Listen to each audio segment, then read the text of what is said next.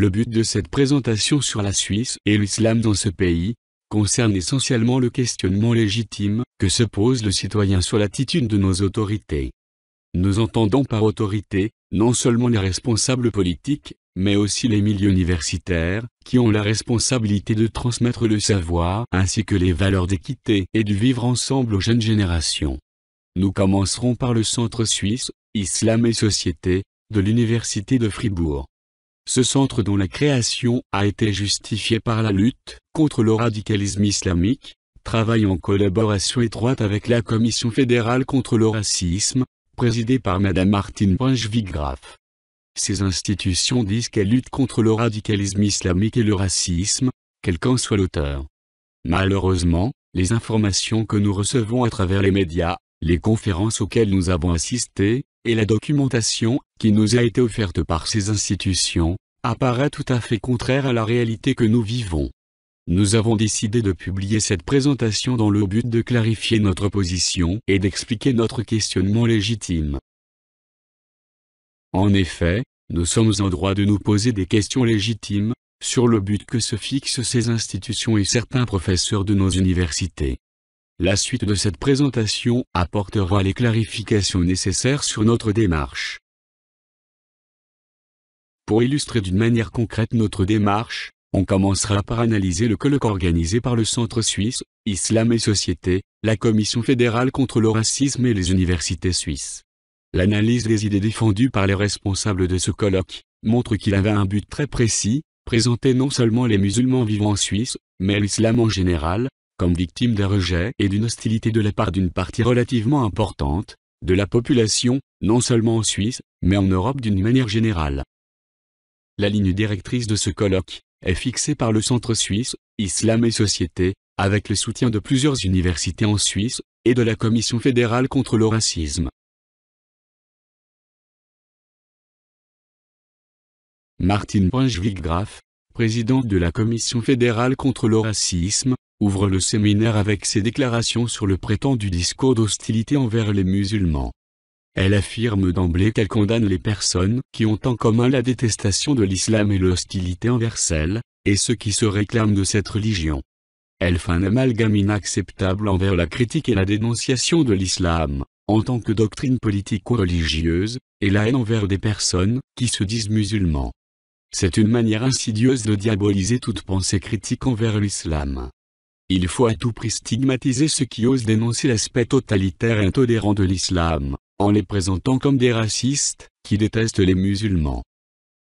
Elle continue ainsi son discours: les actes terroristes commis au nom de l'islam servent de prétexte au discours islamophobe qui appelle à la détestation et au rejet, parfois à la haine, à l'égard de la communauté musulmane et en particulier des musulmans de Suisse. Par ces paroles, elle transforme la réalité. Elle sait très bien que les personnes qui incitent à la haine des musulmans tombent sous le coup de la loi et sont traduites en justice. En fait, ces paroles n'ont aucun sens, à moins qu'elles ne visent les personnes qui établissent un lien logique entre le terrorisme et les incitations à la violence, qui figurent dans le Coran et les textes fondateurs de l'islam. En plus, elle fait un lien de cause à effet entre le discours qualifié d'islamophobe et les actes violents, comme la profanation du carré musulman dans le cimetière de Lausanne, alors qu'il n'existe aucune preuve sur les auteurs de cette profanation.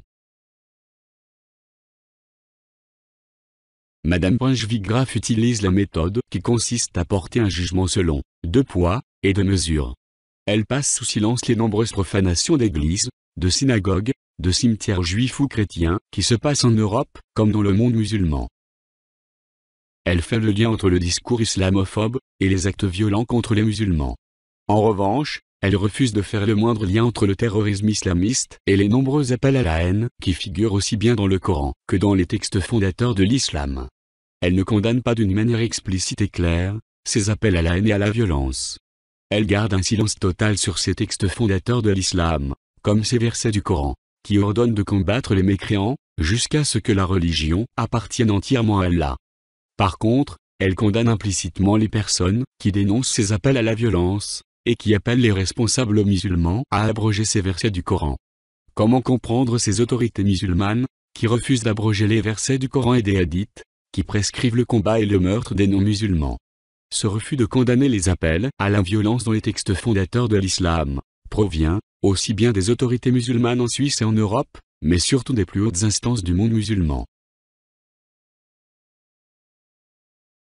Au cours de ce colloque, les intervenants continuent à suivre la même ligne directrice, victimiser l'islam et les musulmans, tout en culpabilisant les Suisses, présentés implicitement comme des islamophobes hostiles aux personnes musulmanes. Ces dernières subiraient des discriminations au seul motif de leur foi musulmane. Alma Vieken, juriste auprès de la Commission fédérale contre le racisme, et Amina Ben Kaïs Ben Brahim, déléguée à l'intégration du canton de Vaud, ont délivré, au travers de leur travail de terrain, le constat suivant: les manifestations hostiles et discriminatoires, liées exclusivement à l'identité religieuse, sont réelles.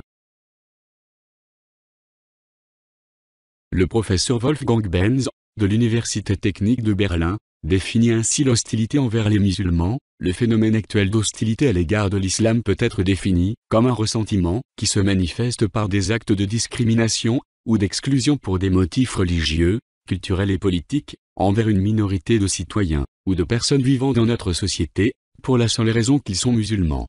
Durant ce colloque, les intervenants ne précisent pas que les personnes qui agissent d'une manière discriminatoire envers les musulmans doivent faire face à la justice et feront l'objet de condamnations si les faits sont prouvés. Les intervenants laissent supposer que ces personnes islamophobes sont représentatives du peuple suisse dans sa globalité. Ce qui peut mener les auditeurs à penser qu'une partie importante du peuple suisse agit avec hostilité envers les musulmans et leur fait subir des discriminations. En revanche, les intervenants gardent un silence total sur l'enseignement musulman, qui est dispensé dans les mosquées et les écoles coraniques. L'hostilité et la haine envers les non-musulmans figurent d'une manière explicite aussi bien dans le Coran que dans les hadiths de Mahomet. Ces versets du Coran et ces hadiths enseignent d'une manière claire et explicite l'hostilité envers les non-musulmans, en particulier les chrétiens et les juifs. Cette situation sera illustrée par les prescriptions qu'on peut lire sur le site internet de la Grande Mosquée de Lausanne.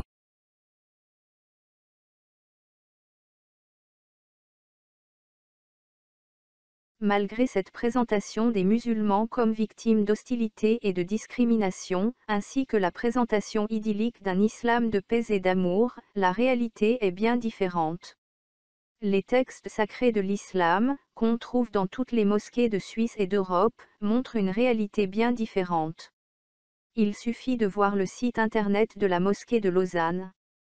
On constate un discours rempli d'hostilité envers ceux que l'islam appelle les mécréants. Cette hostilité ne se limite malheureusement pas aux mécréants, comme les chrétiens et les juifs, mais elle est accompagnée de prescriptions à caractère misogyne, qui établissent une discrimination contraire au principe d'égalité entre l'homme et la femme. Comme le montre ce site de la mosquée de Lausanne, l'hostilité envers les mécréants, et le statut d'infériorité de la femme, constituent un fondement de la foi musulmane. Sur ce site de la mosquée de Lausanne, l'onglet consacré à l'apostasie et la mécréance affiche la page des grands péchés. Si un musulman assiste aux fêtes ou aux célébrations des mécréants, il commet un grand péché. On peut lire les prescriptions consacrées à cette interdiction d'assister aux fêtes des non-musulmans. Quand on pense à nos responsables politiques qui sont si fiers de rompre le jeûne du Ramadan dans les mosquées de Suisse, de France et d'autres pays en Europe. Il faudrait que ces responsables politiques comprennent une chose: la réciprocité n'existe pas dans l'islam. Sur ce site de la mosquée de Lausanne, on peut lire les préceptes de l'islam qui interdisent aux musulmans d'assister aux fêtes des mécréants, parce qu'ils sont considérés comme des impies et des ennemis de Dieu. Cette appellation d'ennemis de Dieu figure dans le Coran et les textes fondateurs de l'islam. Elle constitue le fondement de l'hostilité prescrite par l'islam envers les chrétiens, les juifs, les apostats qui quittent l'islam et les mécréants en général. Les musulmans sont appelés à ne pas faire de cadeaux aux mécréants durant leurs fêtes. Le simple fait de souhaiter bonne fête à ces mécréants relève de l'interdit parce qu'il est considéré comme un péché envers l'Allah. L'amour du prochain n'existe pas dans l'islam. L'amitié sincère et l'amour sont réservés aux seuls musulmans. En effet, le Dieu du Coran se définit lui-même comme l'ennemi des infidèles. Il n'aime ni les chrétiens, ni les juifs, ni les mécréants, ni les apostats qui ont abandonné l'islam. L'islam accuse les chrétiens et les juifs d'être des falsificateurs qui ont trahi Jésus et Moïse. En étant les ennemis de Dieu, ces chrétiens, ces juifs et l'ensemble des infidèles deviennent les ennemis du croyant musulman. Sur cette base, le Coran prescrit la haine et la violence envers non seulement les chrétiens et les juifs, mais envers l'ensemble des non-musulmans. Par ailleurs, la mosquée de Lausanne enseigne l'inégalité homme-femme. Quand on affiche la page consacrée au mariage, on peut lire les conditions qui sont fixées par la loi d'Allah. Pour que le mariage soit valable, il est nécessaire pour la femme d'avoir un tuteur masculin, de religion musulmane. Alors que l'homme est libre de choisir la femme, celle-ci doit être donnée en épouse par son tuteur. Par ailleurs, le non-musulman n'a pas le droit d'épouser une femme musulmane, alors que l'homme musulman a le droit d'épouser une femme chrétienne ou juive. Mais celle-ci devra se soumettre à des règles très strictes. En particulier, il lui est interdit de transmettre sa religion à ses enfants. Elle est obligée de les élever dans la religion musulmane. De plus, la femme en général, qu'elle soit musulmane ou pas, est considérée comme source de tentation et de péché pour le musulman. Le site internet de la mosquée de Lausanne confirme cette doctrine à ses fidèles musulmans. Pour se préserver de cette tentation, l'islam interdit aux musulmans de serrer la main d'une femme. On constate à quel point l'enseignement des mosquées prône l'hostilité envers les non-musulmans, les discriminations à connotation raciste et l'inégalité homme-femme. Mais cette situation n'a pas l'air de déranger les autorités politiques, les universitaires et les médias dominants en Suisse, qui ne condamnent pas cet enseignement donné dans les mosquées. Bien au contraire, les universités suisses, comme le Centre suisse Islam et Société de l'Université de Fribourg et la Commission fédérale contre le racisme, utilisent les puissants moyens de l'État pour victimiser les musulmans et exonérer l'islam de toute hostilité envers les non-musulmans ou de toute discrimination envers la femme.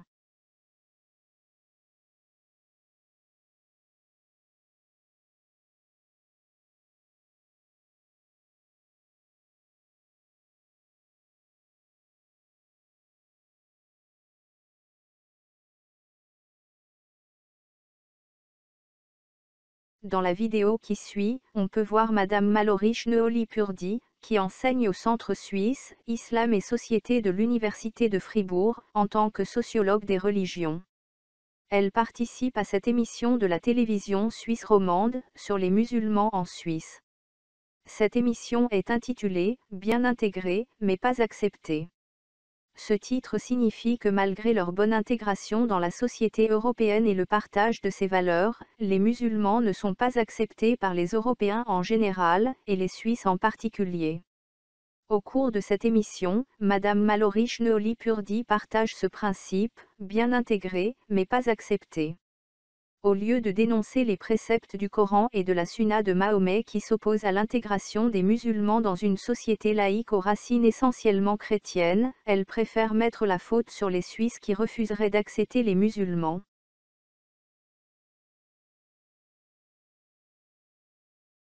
Intégré, mais pas accepté. C'est la conclusion d'une étude européenne récente. La Suisse est l'un des pays qui intègre le mieux la communauté musulmane, mais qui la tolère mal.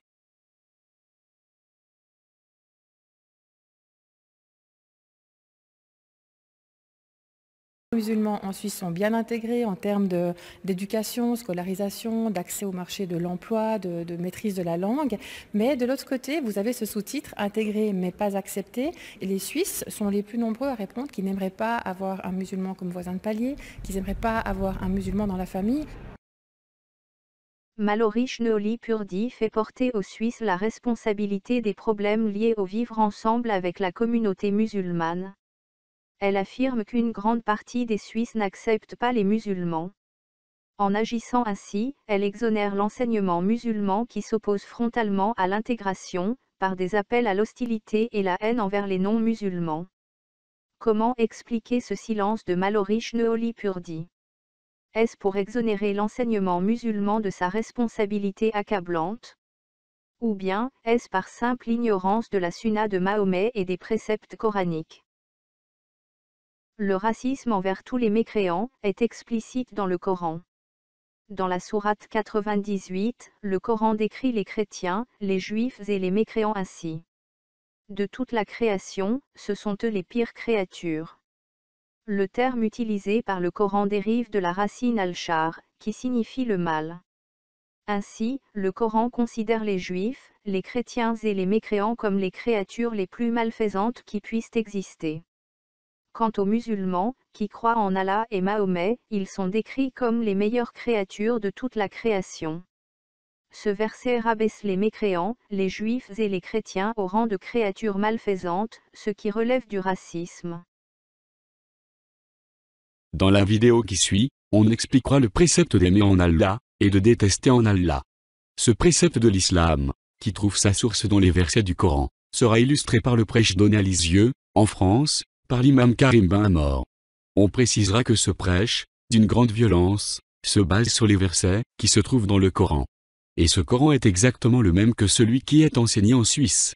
Certaines personnes font le parallèle avec la Bible, en pensant que le texte du Coran varie selon les traductions, ou selon les différents courants religieux.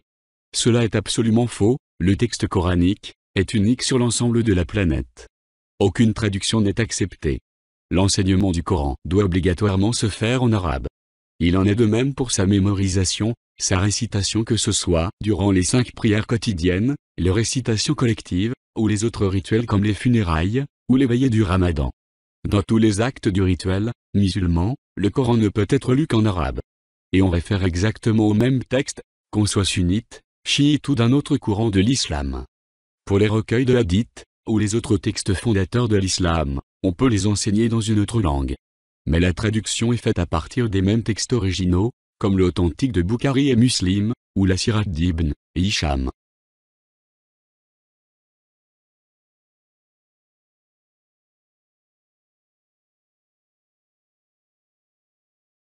Cette présentation est consacrée au précepte d'aimer pour Allah et détester pour Allah, dans le credo musulman.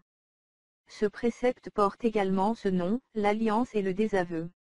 En premier lieu, on commencera par préciser que ce précepte fait partie des principes fondamentaux du credo musulman, comme le montre ce préambule de Bukhari dans son chapitre consacré à la foi. Ce précepte fondamental constitue un dénominateur commun pour les deux grandes tendances de l'islam. Il est identique aussi bien pour les sunnites, qui représentent 85% des musulmans, que chez les chiites, qui forment le 15% restant. Ce précepte de l'islam sera illustré par le prêche de l'imam Karim Ben Amor. Il détaillera les différents aspects de ce précepte. En français, on appelle ce précepte l'alliance et le désaveu. Ce prêche a été donné à Lisieux, en France, le 11 novembre 2016. En principe, ces prêches doivent être interdits, parce qu'ils sont contraires au principe du vivre ensemble dont se réclament la France et les autres pays européens. Dans ce qui suit, l'imam explique la signification du précepte d'al-wala'a ou al-bara'a. C'est-à-dire, aimer en Allah et détester en Allah. Sur cette animation, on peut illustrer la mise en œuvre d'al-wala, par un musulman qui rencontre un frère croyant, cela se traduit par un rapprochement sur le plan des sentiments profonds ressentis. Ce rapprochement physique traduit l'appartenance à la Oumma ou communauté de Mahomet.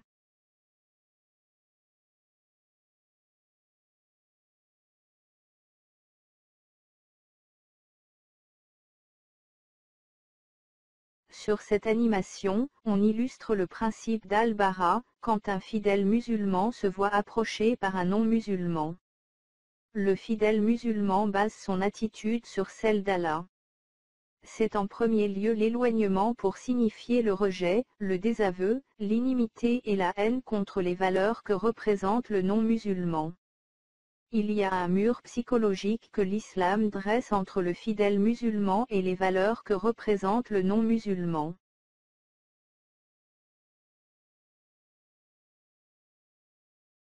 Après cette introduction sur le précepte d'aimer en Allah, et de détester en Allah, on peut voir l'enseignement de ce précepte fondamental de l'islam.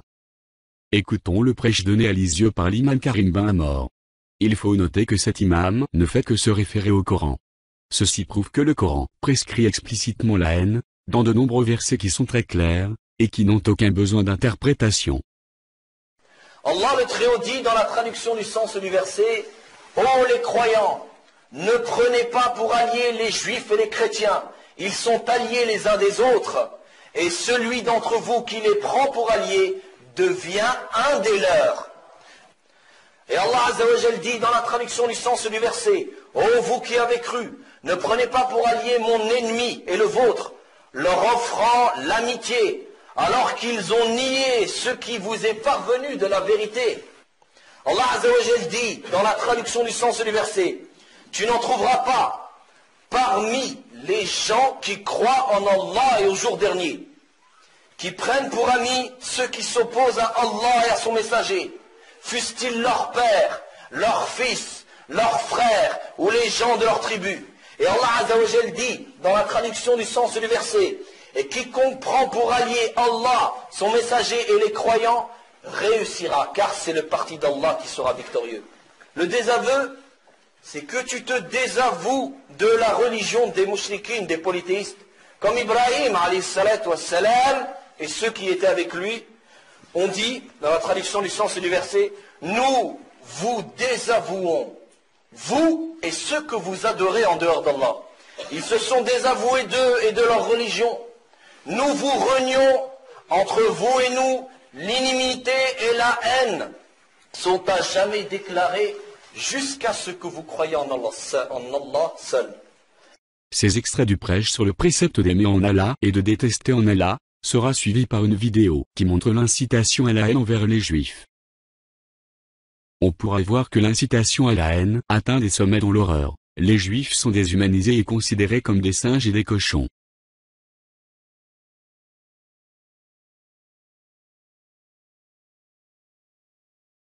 Dans cette vidéo, nous présenterons les dessins animés diffusés sur les chaînes télévision des pays arabo-musulmans. Ces dessins animés sont destinés à expliquer aux enfants musulmans les versets du Coran qui affirment que les Juifs furent transformés en singes et en cochons. Nous citerons 2 versets du Coran. Dans le verset 165 de la sourate 7, le Coran explique ainsi la transformation des Juifs. Puis, lorsqu'ils oublièrent ce qu'on leur avait rappelé, nous, c'est-à-dire Allah, sauvâmes ceux qui leur avaient interdit le mal, et nous saisîmes par un châtiment rigoureux les injustes pour leurs actes pervers. Puis, lorsqu'ils refusèrent d'abandonner ce qui leur avait été interdit, nous leur dîmes, soyez des singes abjects. Dans les versets entre 59 et 60 de la sourate 5, le Coran justifie ainsi la transformation des Juifs en singes et cochons. Ô Juifs, vous qui avez reçu le livre. La plupart d'entre vous sont des pervers. Puis-je vous informer sur ce qu'il y a de pire, en fait de rétribution auprès d'Allah? Celui qu'Allah a maudit, celui qui a encouru sa colère, et ceux dont il a fait des singes et des cochons, ceux-là ont la pire des places et sont les plus égarés du droit chemin. Dans la suite de cette vidéo, nous allons regarder les dessins animés, destinés aux enfants musulmans, pour illustrer ces versets du Coran.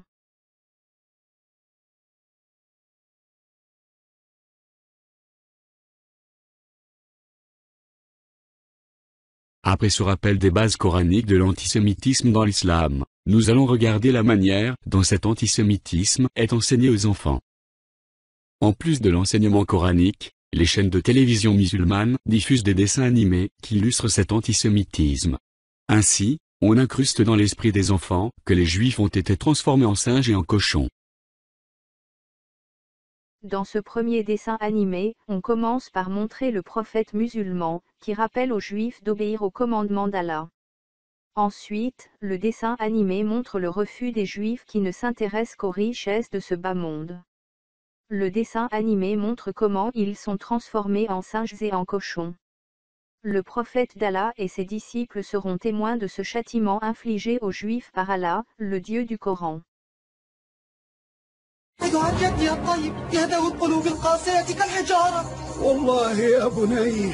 إنها قلوب أشد قسوة من الحجارة فإن الحجارة لا يخرج منها ماء وهذه القلوب لا يخرج منها إلا الشر. يا جدي إنهم يسخرون منا ويلقون الحجارة علينا ويتهموننا بالفقر لأننا لا نعمل مثلهم يوم السبت. انظر.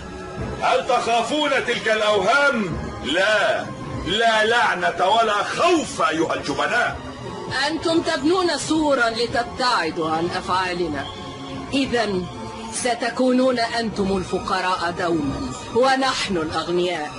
وإذا حاولتم يوما أن تأتوا إلينا سنقتلكم. ابنوا سوركم، ابنوا سوركم أيها البلهاء. ليس ثمة عقاب لا من الأرض ولا من السماء. هيا سليم معافى، لم يصبني مرض إلا الثراء. هيا هيا أنا أعمل يوم السبت وأتحدى إرادة السماء.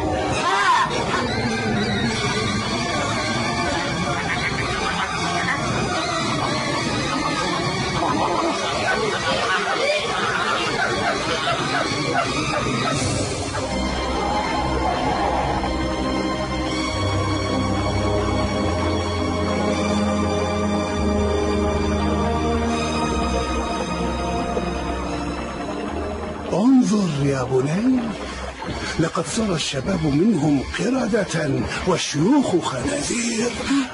ليعلموا أن وعد الله حق وأنه شديد العقاب. الحمد لله الذي نجانا. بسم الله الرحمن الرحيم. فلما نسوا ما ذكروا به أنجينا الذين ينهون عن السوء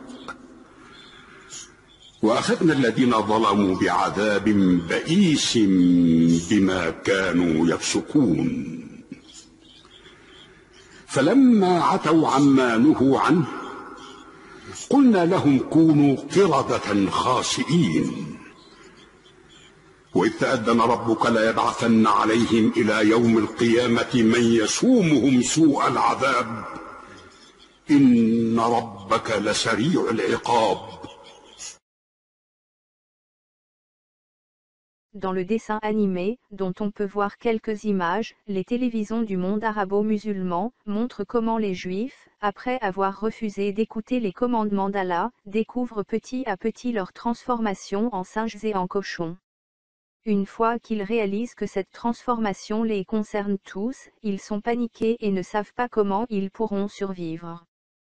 Un Juif propose de vendre les bijoux des femmes pour acheter des bananes, ce qui provoque la colère de la femme qui refuse de céder ses bijoux. Et l'ensemble des Juifs sont dans le désespoir suite à la malédiction qui les a frappés. Et pour conclure, dans le troisième dessin animé qui suit, on voit le grand-père expliquer à son petit-fils la morale de ces films pour enfants, qui montrent le châtiment subi par les Juifs. Les commandements d'Allah sont des lois auxquelles les êtres humains doivent se soumettre sans discussion. Ces lois fixées dans le Coran sont parfaites, éternelles et valables en tout lieu et en tout temps. Et les êtres humains qui refusent d'obéir à ces lois subiront des châtiments terribles. Allah peut les faire regresser dans le stade de l'animalité, et ils perdront leur humanité, pour devenir des singes et des cochons. فالشريعة الربانية مظهر من مظاهر تكريم الله للبشرية وارتفاع لها بإنسانيتها، والاعتداء على شريعة الله والتفلت من أحكامها طمس للمعاني الإنسانية وتراجع إلى المنزلة الحيوانية.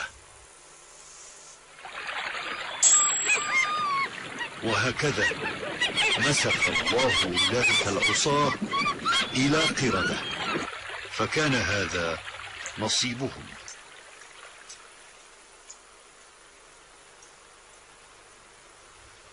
والآن يا ماجد، ما الذي استفدته من قصة أصحاب السبت؟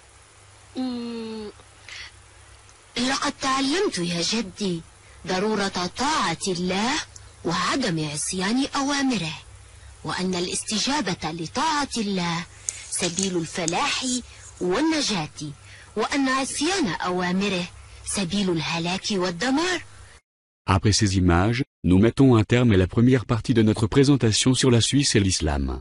À travers cette présentation, nous aimerions qu'un débat transparent soit ouvert sur l'islam en tant que doctrine. Nous avons donné les éléments qui permettent de comprendre que l'islam ne se limite pas à l'aspect spirituel et la recherche d'une relation avec le divin, mais touche aussi tous les aspects de la vie, en particulier ce qui relève de la politique, comme le domaine législatif, puisque l'islam prescrit que les lois sont fixées par Allah dans le Coran. La souveraineté de prescrire les lois et de décider la gouvernance n'appartient pas au peuple, mais à Allah seul.